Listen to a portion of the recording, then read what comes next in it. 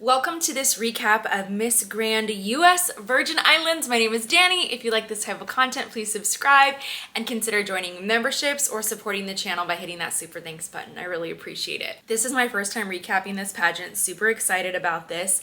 I actually know the director of this pageant. He is a fellow YouTuber and we got to meet in person at Miss Supranational USA last year. So I'm super excited for him in this new opportunity. So let's talk about this production. Since this is the first year of this pageant, one of the big challenges I think for a lot of directors is finding a space that doesn't look empty when you host your pageant, a space that makes sense for your amount of contestants. And I feel like this is such a great example of how to host a pageant that looks really, really beautiful in social media and in your stream, but also in a way that really makes sense for how many contestants you have. So we see that this is a smaller space, but it's a unique space. And I feel like the use of screens, the placement of the contestants, and also the camera angles really make up for that. And I just feel like this is such a great example that a lot of systems that are just getting started can pull from. The other thing about this is that the outfits, I would say, were very grand for the opening and introduction. So I love seeing the consistency there.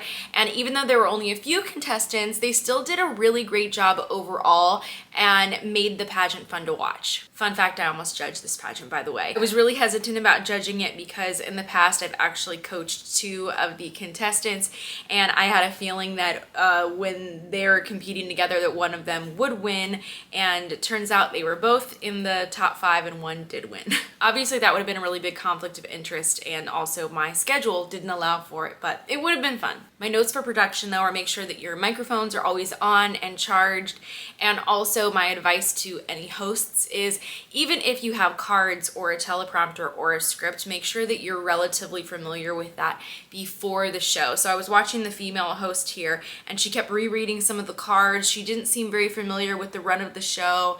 And so like that's one thing that you can work on next year is make sure that everybody has gone through a full run through and is very familiar with the show, even with the cards. In true grand fashion, there were a lot of awards, so we'll talk about them quickly. There was Miss Grand Social Media, and that was a tie. So we have Reef Bay and Cinnamon Bay. Then we have Miss Grand Hair that went to Coral Bay, the eventual winner. After this, we went into the swimsuit competition. One thing I really like about Grand is they really make great use of their outgoing title holders and do their best to incorporate her in the show. So prior to the contestants walking out, the outgoing title holder, Heather, opened up the show. Christianstead, I loved the suit that she was wearing here. I thought that she did a good job. It wasn't for me like this big standout performance, but I can understand how this would have been enough with our smaller numbers to move forward. Cinnamon Bay, I will say that her performance was very grand. Like I can feel those influences from her, but I will say, and this is a note that I've been seeing a lot from many pageants, is just be really careful with the frequency that you open your mouth, or if you have like a more serious facial expression, also frequency, but like I am seeing this, I feel like increased use of that facial expression, and you have to use it very sparingly. And also I think that you have to like subtly open the mouth, not like a big open. I will say too, she did miss the last camera look, and I feel like that was a crucial moment. Coral Bay, really loved that coat removal. That was really fun. And Sam was one of the contestants that I worked with. And so I just love to see her in this particular pageant.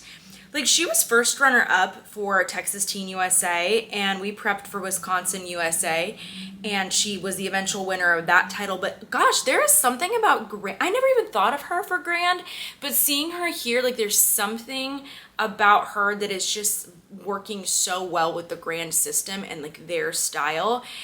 Just the way that she is nailing her poses and her turns, the creativity without being too over the top. And I only just wish that for swim she would have come up a little bit further, a little closer to the judges, but she nailed this. Frederickstead was good, but I do feel like walking right after Sam was tough for her because her energy in comparison seemed a little bit low. And as a judge, it's just really hard not to make those comparisons when you see such a shift in energy. Kings Hill, great suit on her. Great walk. I really do though think that she needed to smile more. Gosh, I think that she was like on that edge. If she would have smiled more and softened up those facial expressions, maybe she could have advanced. Red Hook, okay, great color on her, and I would say that's because of the tone of red that we're seeing in her hair. Honestly though, the routine was a little bit safe for me for Grand because Grand is a bit more theatrical. Reef Bay, really nice spin turn here, strong opening, very fit. I would just say same note here, just like the opening of the mouth, it was a little bit too frequent for me. And I do think that she needed something like a little bit more grand, like nothing crazy, just like, yeah, you know, Grand, like they throw in their little hearts or their poses, or like there's always something a little bit signature to all of these looks, and I do feel like she needed that. And then I felt like she was like back to the audience for a little bit longer than she should have been. So definitely more audience time I think would have helped her overall performance. St. Thomas, oh my gosh, my note for her, I was like, oh wow, she's just so hot. Wow, oh my goodness. But I will say for swim for me, the walk was a little bit fast and she exited so soon. I was like, whoa, whoa, whoa, like you're not even finished yet. And she just like walked right off the stage. So surprising. For me, when I looked at all of these performances, I definitely would have given the swim award to Sam, though, for this round. She did an excellent job. Honestly, I don't even know what she could have done to make the performance better. Then we have more special awards. Miss Body went to Coral Bay, Sam, our winner, and then Grand Smile Award went to Christian Stead. And now, because small amount of contestants, they all got to compete in gown, so here were my notes. Christian Stead, she had a really nice gown. I actually loved it on her. I loved the styling. I felt like the gown was very grand. The only thing that I feel like was unfortunate is that everything in that room was so dark, and so I don't feel like the color choice was the best for her. And she was like really kind of going a little bit slower than I wanted for gown. Cinnamon Bay, great color on her. It was really working in the dark setting, but I will say I felt like the walk was a little bit uncoordinated, so that combo of like arms and legs and transitions, that could have been worked on more, improved. But I will say though, at the end of the runway, I felt like her performance was gradually getting stronger, and it's like, well, that's important too, a strong finish. Coral Bay, really nice opening. I would say that this gown did a great job of showcasing her figure. Like that was super great. It really complimented her, and she nailed the pose in the center. I mean, oh, chef's kiss, okay? And the pose, the little tilted pose, that's what I'm talking about with Grand. There's always like something that you wouldn't really see at Universe, for example, or World. Like you wouldn't see that happen, but it's just like the little subtleties, the little touches of theatrical sparkle. Anyways, she nailed it, and Grand is really suiting her. Frederickstead. So great example here. I just want to mention this because she's a redhead. Purple looks great on redheads. I don't know, I just love it. I've always kind of loved it for a long time. You don't just have to wear green or a sapphire or like this jewel tone blue. So think about purple. If you're a redhead, it can be great. I will say though, overall, I felt like she just needed to breathe. Like relax a little bit more, release the chest, and the routine overall was safe for me. Kings Hill, okay, great gown here for Grand, and finally a smile. I was like, yes, oh, if only that came in swim as well. I do feel like she should have pulled some of her hair in the back, because when she turned around, you could see all the hair was pulled forward, and I always like to have just like a little bit of hair in the back if you're gonna do that back look, and she unfortunately did miss that last look at the end of the runway. Red Hook, I feel like the gown walk needed to be smoothed out, and it was just a super safe performance for Grand. Reef Bay, okay, love the fabric, love the little entrance here. I do think we needed to close the mouth a little bit more here as well, just do that beautiful closed mouth smile. Really pretty color on her though, loved that choice, and I do think she just needed more time facing the judges. You know, I think that her back was to the judges a little bit longer than it should have been, but she did have a really nice exiting spin turn that I loved. St. Thomas, gorgeous face, gorgeous, really nice entrance. The gown was beautiful on her. She had very pretty hair as well for this. Just, I don't know if she did it or somebody else did, but I gotta mention that. And I think she also should have looked at the camera, missing those prime moments. For me, it was pretty easy. Sam won this round. She would have had my highest points for this.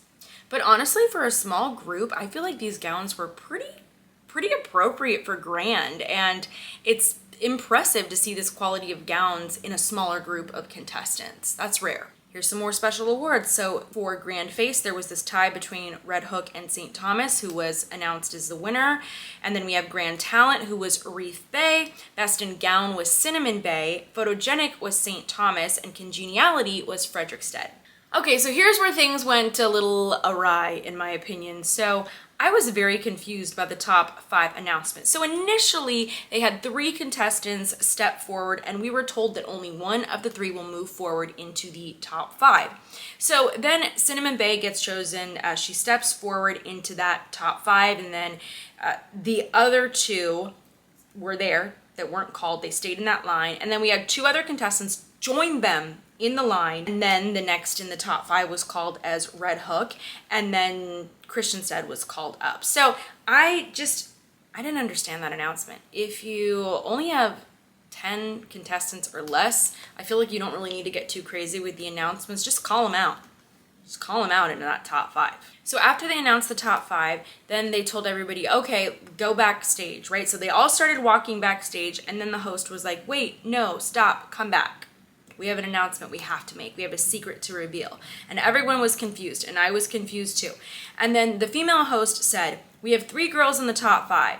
Now we'll ask 2 contestants to compete in the competition. And I was very confused because I was like, didn't we just announce the top 5? Aren't these the ones just moving forward? And then they shared their secret, and that is that one of the 5 is a secret judge. So the secret judge really threw me off. She was Red Hook. And then if she's a secret judge, did she get interviewed, or did she miss interview, or did she walk in and pretend to interview?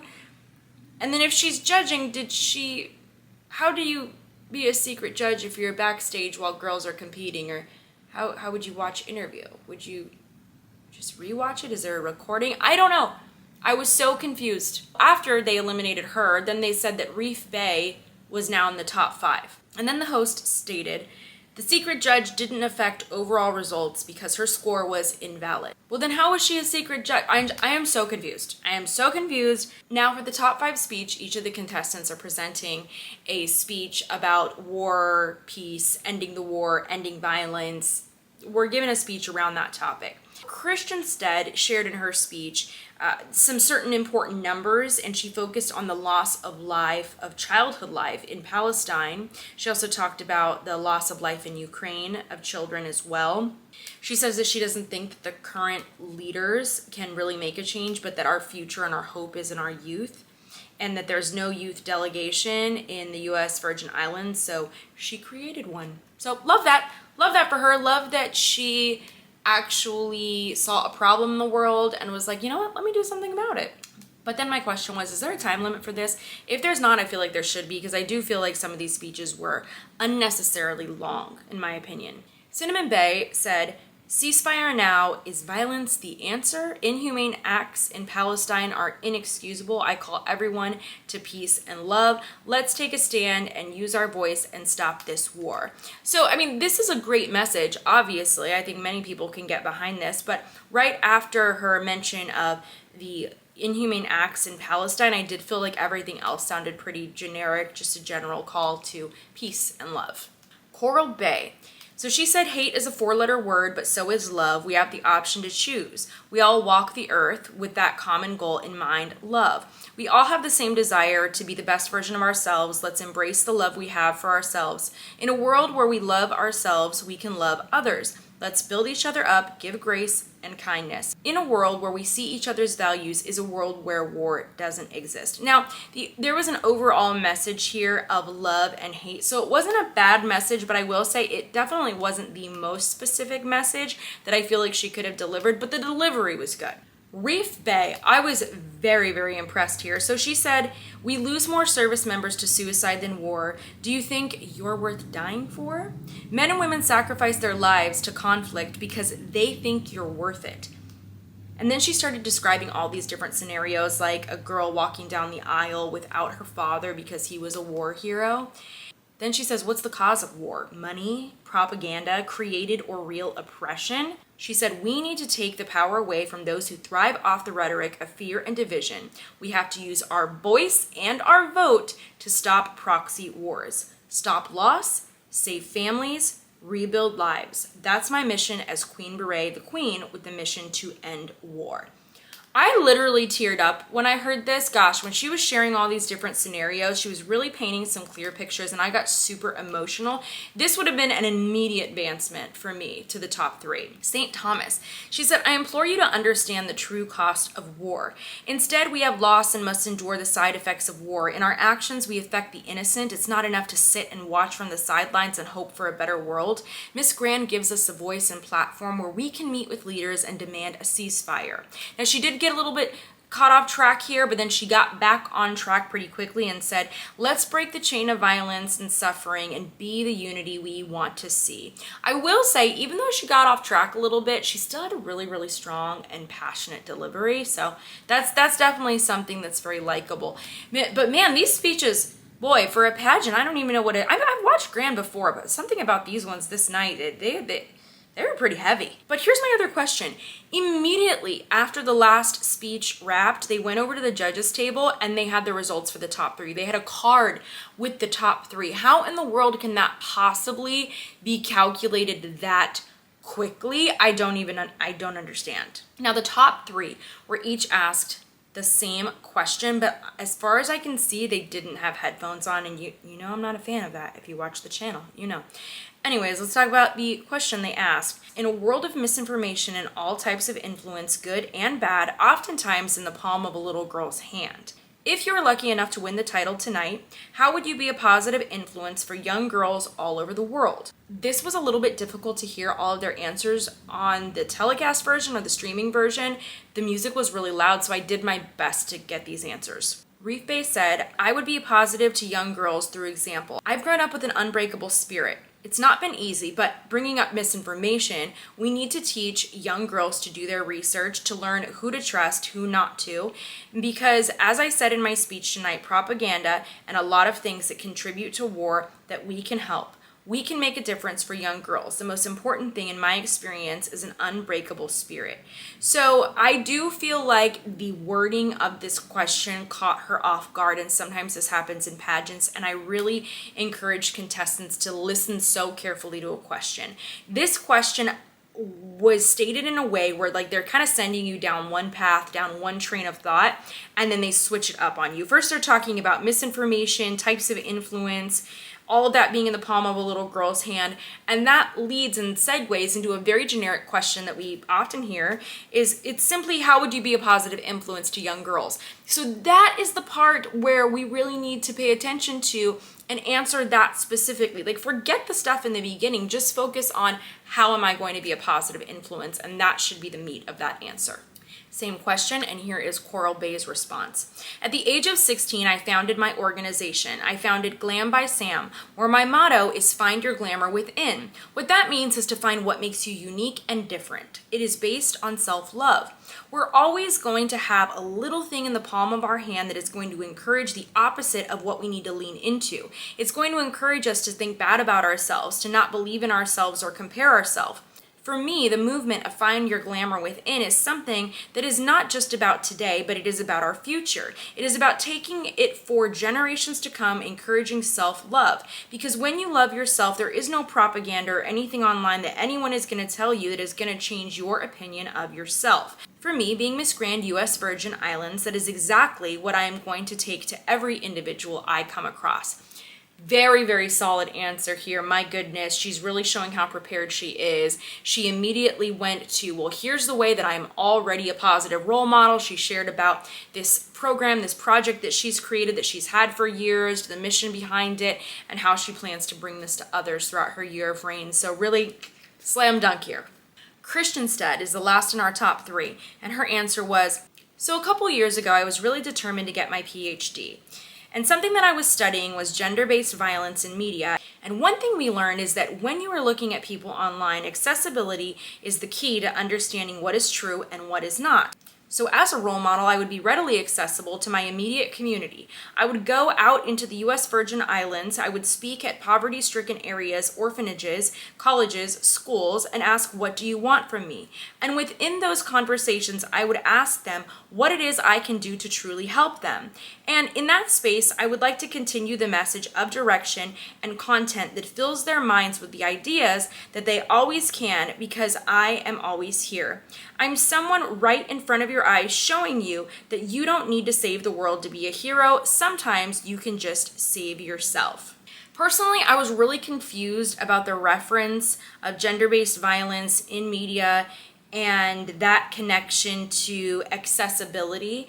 And then I think, though, where things really kind of went awry is she went right into a generic message all about, things that we hear a lot in pageants, like, if I win this title, then I'm going to make the most of every opportunity that's in front of me. I will be the most positive role model that I can be. I will go out into the community and serve others. I will serve the poor. I will serve children. I will serve the elderly and anyone who is in need of help, because I am a voice for the voiceless. Like we hear some kind of rephrasing of that generic message again and again and again and again and again. So if we just hear these generic answers, it really typically is going to hurt your placement, your scores. So the remedy to that, ladies, is to, yes, we can talk about the way that we're going to be serving our communities. That's wonderful. But how? Like, who and how are you serving in your community? Like, you have to have a little bit of an idea and narrow that down before you get to the pageant. You can't just get up there on stage and say, I'm just going to help people generically, because it just comes off that you never even thought about it, which is what happened. Like, you didn't put any thought into who you'd actually like to serve and the true measurable impact that you would like to have in your city, state, region, country, or in the world. Here are our results. Second runner-up, Reef Bay. I also noticed no flowers. I feel like it's kind of awkward. Like, you gotta give them a little something. And then first runner-up, Christiansted. And then our queen was Coral Bay. Honestly, solid winner here. Great job. I feel like this was just a really, really solid win for her. She looks really prepared for Grand. I'm super excited for her. I hope that she just keeps on progressing, because boy, this is a great place to start, right? It's like, if this is where you're starting before Grand and you have time to prep and prepare even more, things will probably go very well for her at internationals. So I'm excited to see her compete. I can't wait to follow. Thank you so much for everybody who requested this episode. I love covering new pageants. I think it's really fun watching shows that I've never seen before. So if there's anything you want to see on the channel in the future, leave that in the comments. And of course, let's be kind and respectful to one another and encouraging of all of our contestants. Always, let's be a reflection of positive pageantry. Thank you for tuning in, and I hope that you check out these other recent episodes if you enjoyed this one. I'll see you soon.